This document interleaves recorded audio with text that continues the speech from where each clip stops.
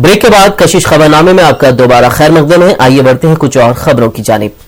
नाज़रीन, अब तक आप सुन रहे थे मुकामी खबरें। आइए अब बढ़ते हैं कुछ कौमी खबरों की जानिब।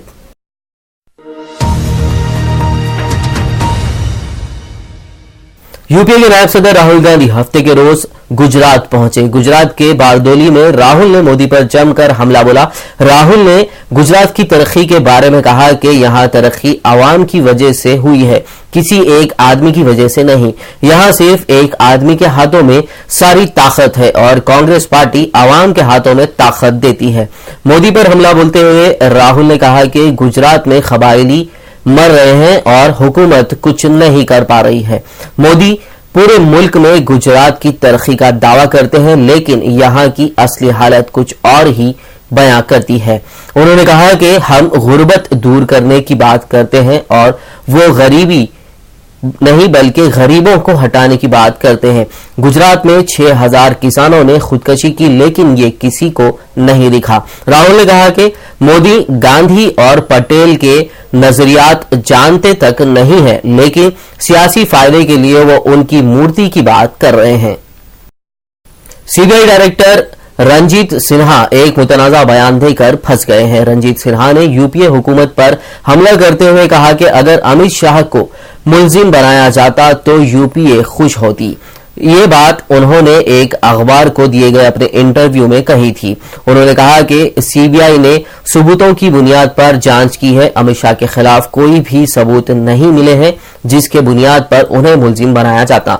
ताहम सीबीआई डायरेक्टर रंजीत सिन्हा ने अपने बयान से इनकार किया है। उन्होंने कहा कि बयान को तोड़ मरोड़ कर पेश किया जा रहा है। उन्होंने कहा कि उनके बयान का गलत मतलब निकाला गया है।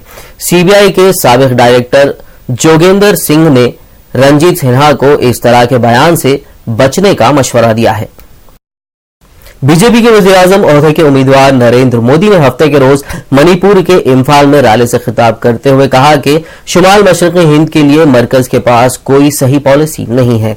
हाल ही में दिल्ली में हुए शुमाल मशरक़ी के तालिबे इल्म नीडो की मौत को कौमी शर्म बताते हुए मोदी ने कहा कि मैं नीडो के खानदान के लिए दुआ करता हूं। नीडो की मौत पर मोदी ने मरकजी हुकूमत को इल्जाम तराशी से बचकर इंसाफ करने की सलाह दी। मणिपुर में मनरेगा स्कीम को नाकाम बताते हुए मोदी ने कहा कि मणिपुर में बिजली पानी का मसला है। मोदी ने वज़ीर-ए-आज़म मनमोहन सिंह पर निशाना लगाते हुए कहा कि गुज़िश्ता 23 साल से मनमोहन सिंह इस इलाके से मेंबर पार्लियामेंट हैं, लेकिन इसके बाद भी यहां तरक्की नहीं हो पा रही है। दुनिया को तब्दील करने के लिए तो 5 साल ही काफी होते हैं, लेकिन मनमोहन तो यहां से 23 बार पार्लियामेंट पहुंचे हैं, फिर भी यहां की तरक्की नहीं हो पाई है। मोदी ने कांग्रेस पार्टी पर निशाना लगाते हुए कहा कि कांग्रेस का पंजा जहां भी होता है सिर्फ हाथ की सफाई ही करता है। इंडियन क्रिकेट कंट्रोल बोर्ड के सदर एन श्रीनिवासन जुलाई से बैनुल अक़वामी क्रिकेट काउंसिल आईसीसी के अगले चेयरमैन होंगे। आईसीसी बोर्ड ने हफ्ते के रोज इजलास में इंतजामिया और मालियाती मॉडल से मुतालिका नए खवानीन पर अपनी मोहर लगा दी है। इजलास के बाद जारी एलामिया के मुताबिक यह फैसला किया गया है कि बीसीसीआई के सदर श्रीनिवासन इस साल जुलाई से आईसीसी के चेयरमैन होंगे। बॉलीवुड की कई हीरोइनों को फिल्म में काम करने के लिए इतनी फीस नहीं मिलती जितनी सोनाक्षी सिन्हा को एक आइटम नंबर के लिए मिल रही है। सिर्फ एक आइटम सॉन्ग के लिए सोनाक्षी 2.5 करोड़ की मोटी रकम ले रही हैं। सोनाक्षी ने सॉन्ग की शूटिंग शुरू कर दी है। नगमे को रेमो डिसूजा कोरियोग्राफ कर रहे हैं। इस गाने में सोनाक्षी ने जो कपड़े पहने हैं उनकी कीमत 75 लाख रुपए बताई जा रही है। जराये ने बताया कि इस गाने को म्यूजिक साजिद वाजिद ने कंपोज किया है। ऐसा नहीं है कि सोनाक्षी पहली बार इतनी मोटी रकम लेकर आइटम सॉन्ग कर रही हैं। इससे पहले भी वो एक आइटम नंबर के लिए 6 करोड़ रुपए ले चुकी हैं। नाज़रीन, अब बढ़ेंगे कुछ बैनुल अक़वामी खबरों की जानिब।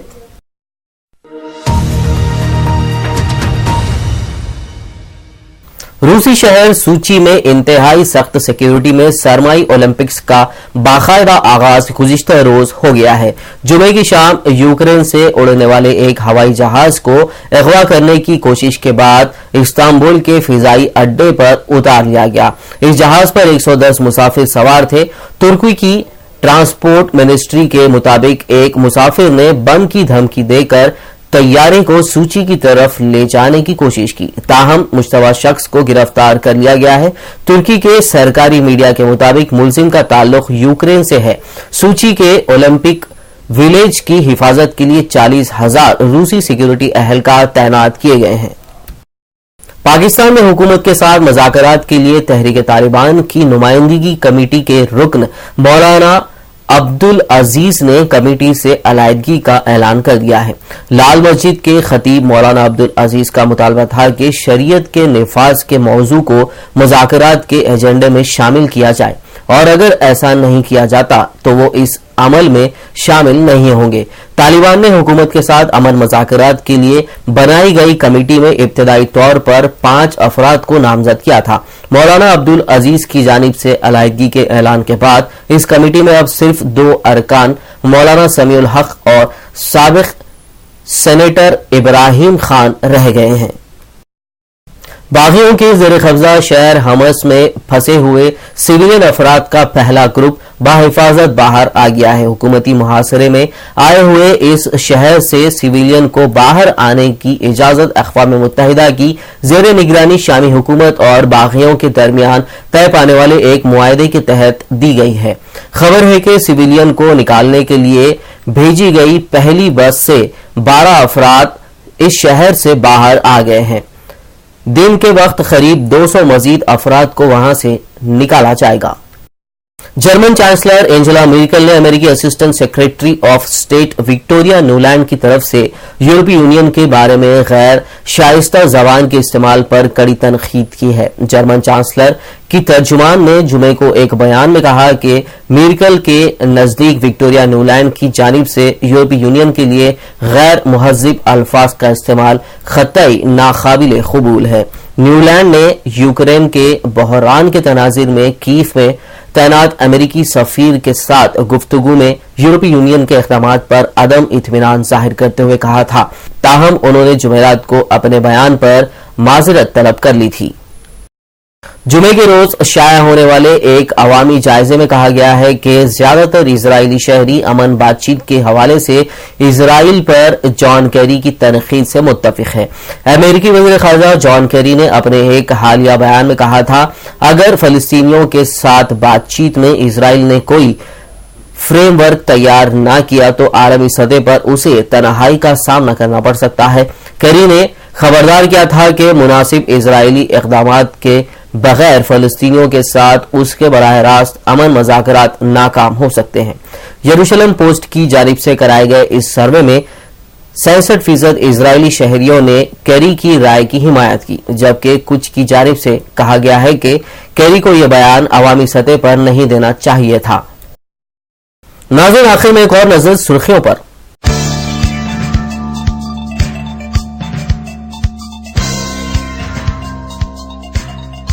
वज़ीर आला किरण कुमार रेड्डी ने सोनिया गांधी पर तनकीद नहीं की। रियासती कांग्रेस उमूर के इंचार्ज दिग्विजय सिंह का बयान।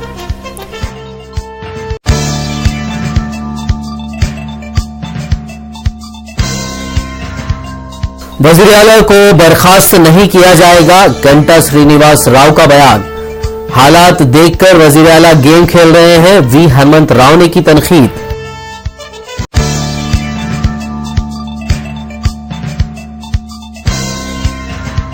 एपीएनजीओ के सदर अशोक बाबू ने दिया इंतबाह, कहा रियासत की तकसीम के खिलाफ जिद्दोजहद न करने वाले कायदीन के क़यामगाहों का मुहासरा किया जाएगा।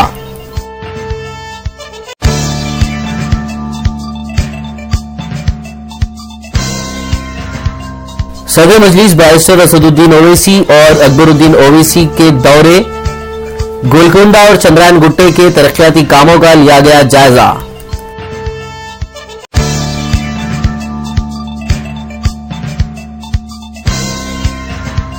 नरेंद्र मोदी पर जमकर बरसे यूपीए नायब सदर राहुल गांधी, कहा हम गुर्बत खत्म करना चाहते हैं, वो गरीबों को हटाना चाहते हैं।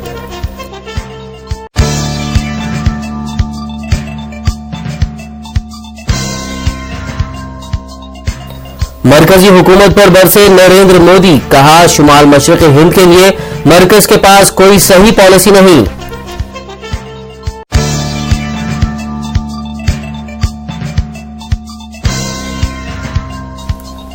तुर्क मुसाफिर तैयारे को अगवा करके सूची ले जाने की कोशिश नाकाम, मुस्तफा मुंजिम गिरफ्तार।